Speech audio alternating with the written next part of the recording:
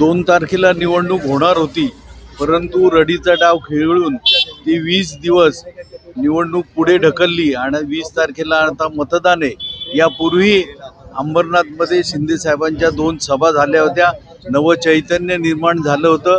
शिवसैनिकांमध्ये, कार्यकर्ता पदाधिकाऱ्यांमध्ये उत्साह निर्माण झालेला होता आणि आजही पुन्हा एकदा शिंदे साहेब या अंबरनाथमध्ये जाहीर सभा घेणार आहेत।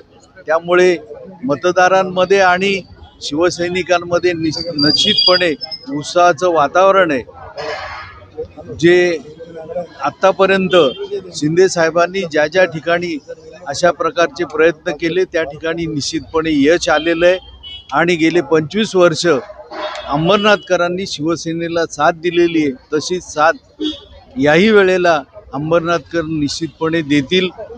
शिंदे साहेबांची सभा 4 दिवसापूर्वीच ठरलेली आहे, त्याच्यामुळे याची पूर्ण तयारी झालेली आहे आणि सभा यशस्वी निश्चितपणे होणार आहे। काल मुख्यमंत्री त्यांनाच धडकी होती की सभा घ्यायची की नाही, म्हणून तारीख मिळत नव्हती। परंतु शिंदे साहेबांची 18 तारखेला सभा होणार आहे अगोदरच 4 दिवसापूर्वी जाहीर झालं होतं।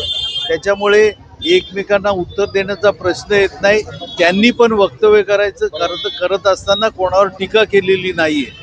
जर टीका झाली असती तर आम्ही समर्थ होतो उत्तर द्यायला। शिंदे साहेब अंबरनाथकरांना काही वेगळं देऊ शकतात का आजच्या सभेमध्ये?